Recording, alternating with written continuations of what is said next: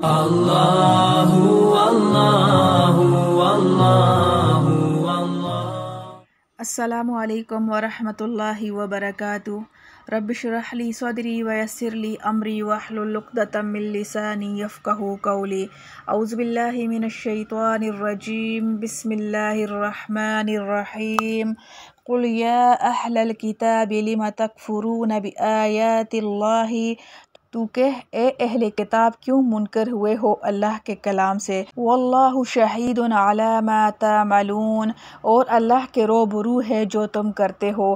قل یا اہل الکتاب لم تصدون عن سبیل اللہ، تو کہہ اے اہل کتاب کیوں روکتے ہو اللہ کی راہ سے۔ من آمن تبغونها عوجا وانتم شہداء، ایمان لانے والوں کو کہ ڈھونڈتے ہو اس میں عیب اور تم خود جانتے ہو۔ وما اللہ بغافل عما تعملون، اور اللہ بے خبر نہیں تمہارے کام سے۔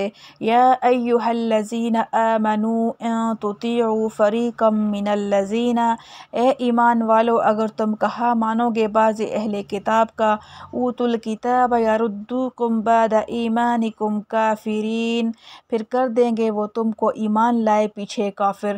وکیف تکفرون وانتم تتلی علیکم آیات اللہ، اور تم کس طرح کافر ہوتے ہو اور تم پر پڑھی جاتی ہیں آیتیں اللہ کی۔ وفیکم رسولہ، اور تم میں اس کا رسول ہے۔ ومن یعتصم باللہ، اور جو کوئی مضبوط پکڑے اللہ کو، فقد ہدی الی صراط مستقیم، تو اس کو ہدایت ہوئی سیدھے راستے کی۔ ربط آیات۔ اوپر سے اہل کتاب کے عقائد فاسدہ اور ان کے شبہات پر کلام چل رہا تھا، درمیان میں بیت اللہ اور حج کا تذکرہ آیا، آگے پھر اہل کتاب ہی سے خطاب ہے جس کا تعلق ایک خاص واقعہ سے ہے کہ ایک یہودی شماس بن قیس مسلمانوں سے بہت کینہ رکھتا تھا۔ اس نے ایک مجلس میں انصار کے دو قبیلوں اوس اور خزرج کو ایک جگہ مجتمع و متفق دیکھا تو حسد سے بے چین ہو گیا اور ان میں تفریق ڈالنے کی فکر میں لگا۔ آخر یہ تجویز کی کہ ایک شخص سے کہا کہ ان دونوں قبیلوں میں اسلام سے پہلے جو ایک بڑی جنگ عرصہ دراز تک رہ چکی ہے، وہ اس کے متعلق فریقین کے فخریہ اشعار ہیں، وہ اشعار ان کی مجلس میں پڑھ دیے جائیں۔ چنانچہ اشعار کا پڑھنا تھا، فوراً ایک آگ سی بھڑک اٹھی اور آپس میں چنا چنی ہونے لگی، یہاں تک کہ موقع اور وقت لڑائی کا پھر مقرر ہو گیا۔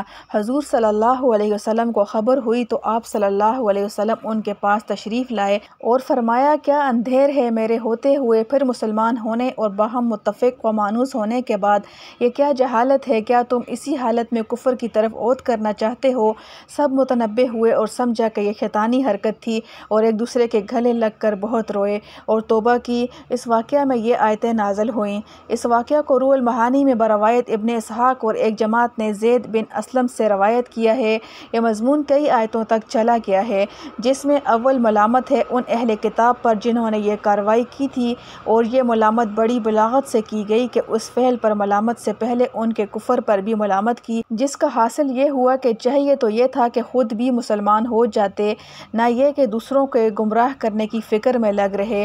پھر خطاب و فرمائش مسلمانوں کو ہے۔ خلاصہ تفسیر۔ اے محمد صلی اللہ علیہ وسلم، آپ ان اہل کتاب سے فرما دیجئے کہ اے اہل کتاب، تم بعد ظہور حجت حقانیت اسلام کے کیوں انکار کرتے ہو؟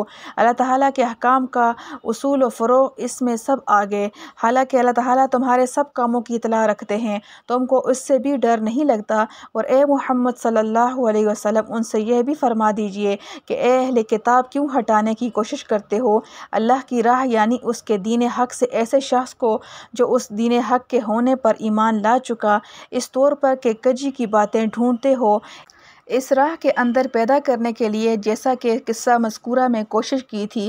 اس کارروائی سے ان کے دین کے اندر بوجہ نااتفاقی کے گناہ بھی ہے اور اجتماعی قوت کی بربادی بھی، اور یہ کہ ان بکھیروں میں پڑھ کر دین حق سے ان کو بہت ہو جاوے گا، حالانکہ تم خود بھی اس حرکت کے کبھی ہونے کی اطلاع رکھتے ہو، اور اللہ تعالیٰ تمہارے کاموں سے بے خبر نہیں، وقت معین پر اس کی سزا دیں گے۔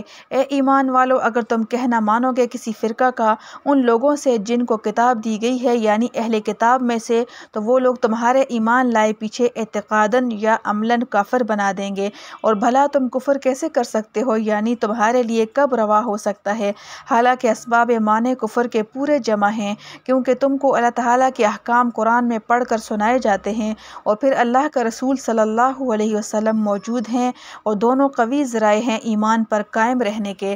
بس تم کو چاہیے کہ ان دونوں ذریعوں کی تعلیم و تلقین کے موافق ایمان پر اور ایمان کی باتوں پر قائم رہو، اور یاد رکھو کہ جو شخص اللہ تعالیٰ کو مضبوط پکڑتا ہے یعنی ایمان پر پورا قائم رہتا ہے، کیونکہ اللہ کو مضبوط پکڑنا یہی ہے کہ اس کی ذات و صفات کی تصدیق کرے، اس کے احکام کو مضبوط پکڑے، کسی دوسرے مخالف کی موافقت نہ کرے، تو ایسا شخص ضرور رائے راست کی ہدایت کیا جاتا ہے، یعنی وہ رائے راست پر ہوتا ہے، اور رائے راست پر ہونا اصل ہے ہر صلاح و فلاح کی۔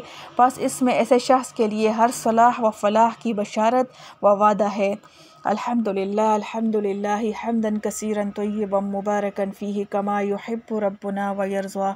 ربنا آتنا فی الدنیا حسنۃ وفی الآخرۃ حسنۃ وقنا عذاب النار۔ اللہم احسن عاقبتنا فی الامور کلہا واجرنا من خزی الدنیا وعذاب الآخرہ۔ یا مقلب القلوب ثبت قلبی علی دینک۔ ربنا تقبل منا انک انت السمیع العلیم۔